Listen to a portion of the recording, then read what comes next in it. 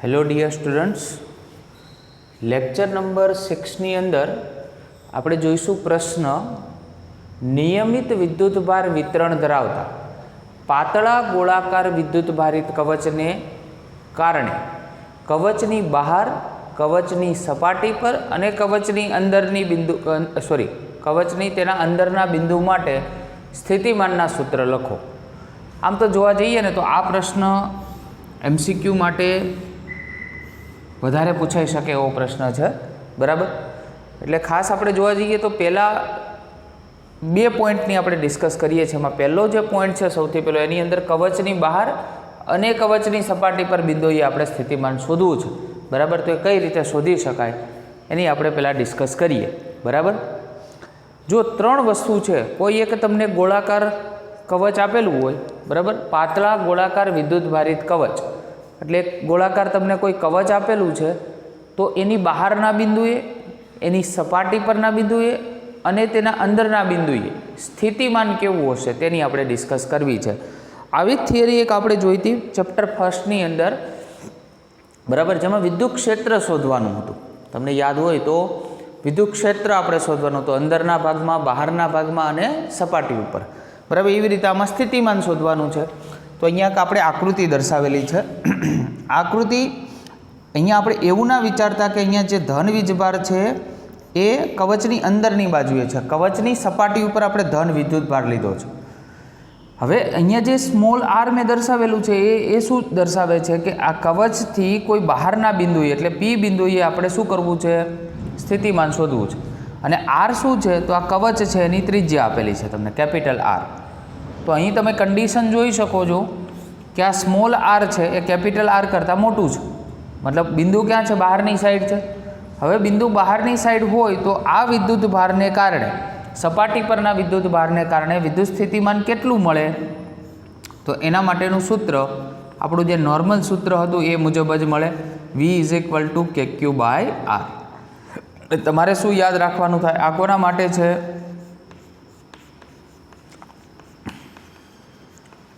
બહારના બિંદુ અને સપાટી માટે, સપાટી પરના કોઈ પણ બિંદુ, બરાબર. વિદ્યુત સ્થિતિમાન તમને MCQમાં પૂછે તો V = KQ/R ના સ્વરૂપે થાય. પ્રશ્ન તમને એ ટાઈપનો પૂછાઈ શકે કે આની અંદર તમને કોઈ ત્રિજ્યા આપી દે, ત્રિજ્યા નહીં પણ આ અંતર જે બહારનું બિંદુનું જે અંતર છે એ તમને કોઈ આપી દે, અને Q એટલે કોઈ વિદ્યુત ભારની કિંમત આપી દે, તો એના ઉપરથી તમે વિદ્યુત સ્થિતિમાન શોધી શકો, બરાબર. ચલો આગળ વધીએ. કવચના અંદરના ભાગમાં, હવે જ્યારે આપણે ફર્સ્ટ ચેપ્ટરની થિયરીની આપણે ડિસ્કસ કરી ત્યારે પણ કીધું હતું અંદર કોઈ વિદ્યુતભાર નથી. ફરી એકવાર રિપીટ કરું છું, આ વિદ્યુતભાર અંદરની જગ્યાએ અંદર નથી, કોઈ ગોળાકાર કવચ છે એની બહારની સપાટી ઉપર વિદ્યુતભાર વિતરિત થયેલો છે, બરાબર. તો અંદરના બિંદુએ તો કોઈ વિદ્યુતભાર નથી એટલે વિદ્યુત ક્ષેત્ર કેવું હશે, શૂન્ય. અને જો વિદ્યુત ક્ષેત્ર શૂન્ય હોય એટલે કે કવચની અંદરની બાજુએ સ્થિતિમાન કેવું હોય, અચળ હોય, બરાબર. અંદરની બાજુએ સ્થિતિમાન અચળ તો કેટલું, તો V = KQ/R. એટલે અહીંયા આપણે R જો બદલી નાખ્યો છે, જે R લીધો છે શું છે, આ કવચની જે આપણે ત્રિજ્યા ધારી હતી એ ત્રિજ્યા લીધું છે. અને અહીંયા આપણે કન્ડિશન દર્શાવી છે કે R <= R. એનો મિનિંગ શું થાય કે આ સ્મોલ આર છે એ કેપિટલ આર કરતાં નાનો છે, દેટ મીન્સ બિંદુ ક્યાં છે, અંદરની સાઈડ છે. એટલે P બિંદુ, બીજી આકૃતિ જ્યારે આપણે દોરીએ તો હવે P બિંદુ ક્યાં, અંદરની સાઈડ તમારે દોરવાનું થાય. અને ત્યાં પણ વિદ્યુત સ્થિતિમાન આપણે V = KQ/R ના સ્વરૂપમાં મળે. અને કેપિટલ આર શું છે તો કવચની ત્રિજ્યા, શું છે, કવચની ત્રિજ્યા. ક્લિયર. એટલે 2 સૂત્ર તમારે યાદ રાખવાના, સૂત્ર બંનેમાં સરખા જ છે પણ આમાં સ્મોલ આર એટલે કે બહારના બિંદુ માટે છે, જે અંતર આપેલું છે એ લેવાનું, અને કેપિટલ આર છે એનો મિનિંગ શું થાય, કવચ માટેની જે સ્પેશિયલ તમને રેડિયસ આપેલી છે એ તમારે અહીંયા લેવાની થાય. ક્લિયર. 2 સૂત્ર યાદ રાખજો. આગળ વધીએ છીએ નવા પ્રશ્ન તરફ. નિયમિત વિદ્યુત ભારિત ગોળીય કવચ માટે, નિયમિત વિદ્યુત ભારિત ગોળીય કવચ માટે સ્થિતિમાન વિરુદ્ધ અંતર, એટલે અહીંયા જો આપણે y અક્ષ ઉપર શું લીધેલું છે, સ્થિતિમાન, અને x અક્ષ ઉપર શું લીધેલું છે, અંતર. એનો બંનેનો ગ્રાફ દોરવાનો છે.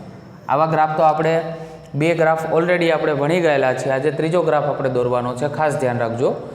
હવે નિયમિત વિદ્યુતભારે ગોળીય કવચ એટલે આની જ વાત છે. હવે આને આપણે મેથેમેટિકલ કર્યું અને ગ્રાફિકલ આપણે દર્શાવવાનું છે, બરાબર.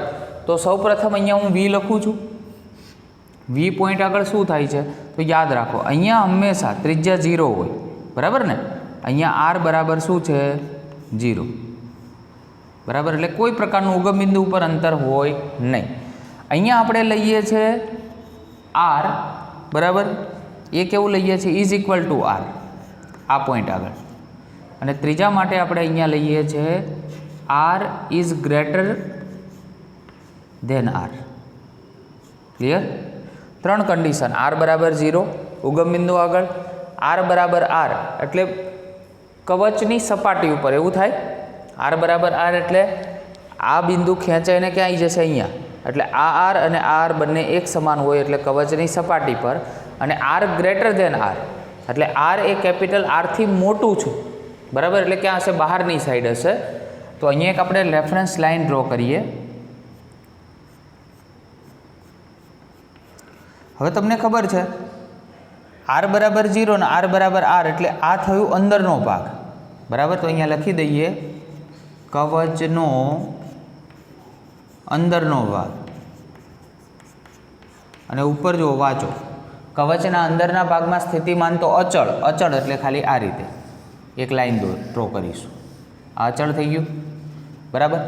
ચલો હવે કવચની સપાટી ઉપર તો વી બરાબર કે ક્યુ બાય આરના સ્વરૂપે મળે છે. અહીંયા જોયું આપણે કવચની સપાટી પર આ સૂત્ર મુજબ. એટલે અહીંયાથી હવે જેમ જેમ તમે અંદરની બાજુએ જાઓ છો એમ અંદરની બાજુએ તો કયા સૂત્રને ફોલો કરે છે, આ બહારની બાજુનું છે. અને આ આપણે અંદરની બાજુનું, તો આ સૂત્રને ફોલો કરે છે, બરાબર. તો અહીંયા હવે સ્થિતિમાન કોને વ્યસ્ત પ્રમાણ હશે, તો જો આને વ્યસ્ત પ્રમાણ હશે. વી ચલે છે 1/r. હવે તમને ખબર છે ચલે છે 1/r એટલે જેમ જેમ અંતર વધે તેમ સ્થિતિમાન ધીમે ધીમે શું થાય, ઘટતું જાય. તો આ ઘટતું આપણે સ્થિતિમાન દર્શાવેલું છે, બરાબર. અહીંયા આપણે કેપિટલ આરની જગ્યાએ સ્મોલ આર ધારીએ તો વી ચલે છે 1/rનો ગ્રાફ બને આપણે, બરાબર. એનો મતલબ જેમ જેમ અંતર વધે છે તેમ સ્થિતિમાન ઘટે, બે એકબીજાને વ્યસ્ત પ્રમાણ છે. એટલે આ બિંદુ છે કવચની સપાટી પર, અને આ જે ગ્રાફ મળે છે એ કવચના બહારના ભાગમાં. ફરી એકવાર 3 ભાગમાં ડિવાઈડ કરવાનું છે. કવચનો અંદરનો ભાગ, કવચની સપાટી ઉપર એટલે એક્ઝેક્ટલી કવચ ઉપર, અને કવચના બહારના ભાગમાં. અને કવચના બહારના ભાગની અંદર આપણી પાસે સૂત્ર છે કે ક્યુ બાય આર. હવે ક્યુ અને કે બંનેને અચલ લઈએ તો વી ચલે છે 1/r એ સૂત્રની સાથે એને આપણે સરખાવી શકીએ, બરાબર ને. ક્લિયર?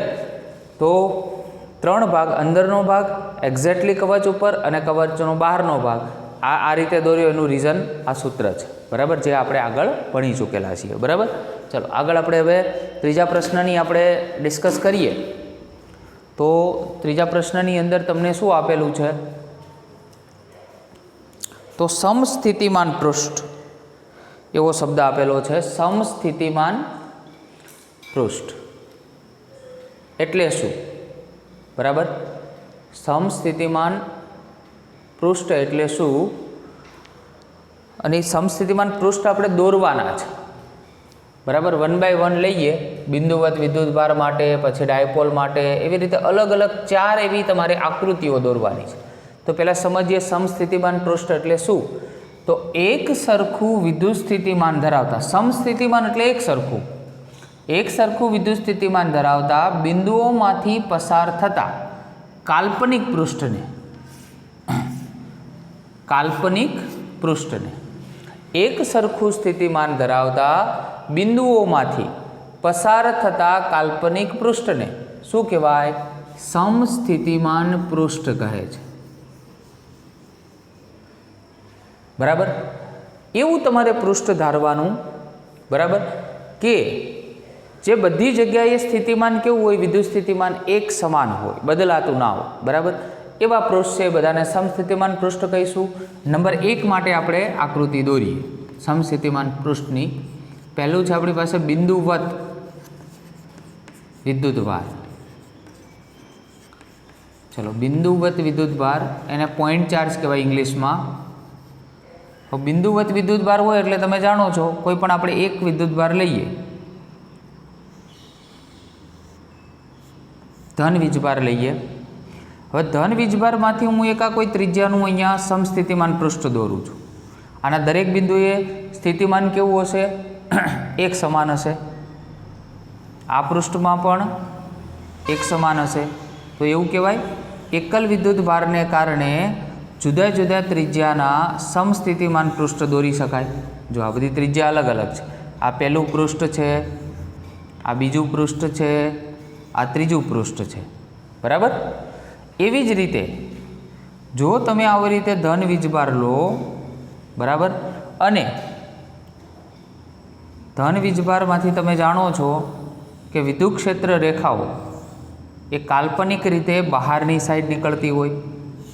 તો એક આપણે પૃષ્ઠ સમસ્થિતિમાન ધાર્યું છે, તેમાંથી વિદ્યુત ક્ષેત્ર રેખાઓ હંમેશા કઈ તરફ? બહારની સાઈડ નીકળે છે. એવી રીતનું પણ સમસ્થિતિમાન પૃષ્ઠ તમે દોરી શકો. તો આ થઈ આપણે બિંદુવત વિદ્યુતભારની વાત. હવે સેકન્ડ તમને શું આપેલું છે? થોડા અંતરે રહેલા પ્લસ ક્યુ અને માઇનસ ક્યુ વિદ્યુતભાર, એટલે કે ડાયપોલ, બરાબર. તો ડાયપોલ માટે આપણે ડ્રો કરવાનું છે સમસ્થિતિમાન પૃષ્ઠ. શોર્ટમાં લખીએ છીએ આપણે ડાયપોલ, બરાબર. તો અહીંયા આપણે ઋણ લઈએ અને અહીંયા આપણે ધન વીજભાર લઈએ. સમસ્થિતિમાન પૃષ્ઠની રેખાકૃતિ કેવી આવશે? તો કંઈક આવી આવશે. આ બધા સમસ્થિતિમાન પૃષ્ઠ બને છે, બરાબર. એવી રીતે આ ધન માટે, બરાબર, આવા પૃષ્ઠ અલગ અલગ બનાવી શકાય, બરાબર. એટલે આ તમારી માટે બીજી આકૃતિ થઈ જાય.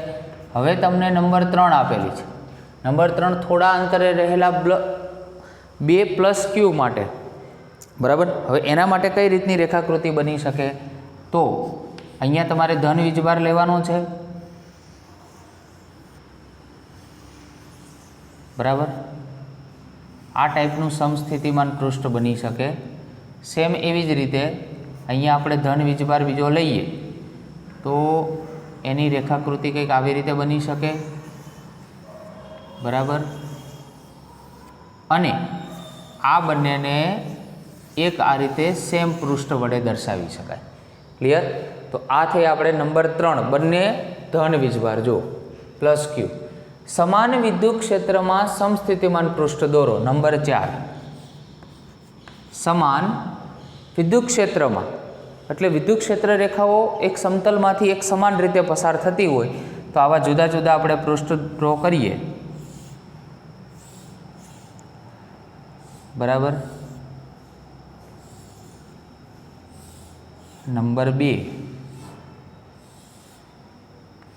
અને સેમ નંબર 3. ક્લિયર? ચલો, તો અહીંયાથી આપણે વિદ્યુત ક્ષેત્ર રેખાઓ પસાર કરીએ. અહીંયાથી આ રીતે બહાર નીકળતી હોય. આ ડેશ લાઇન છે, દેટ મીન સમજી જજો કે પૃષ્ઠમાંથી બહારની સાઈડ નીકળે છે ને આની અંદરની સાઈડ જાય છે,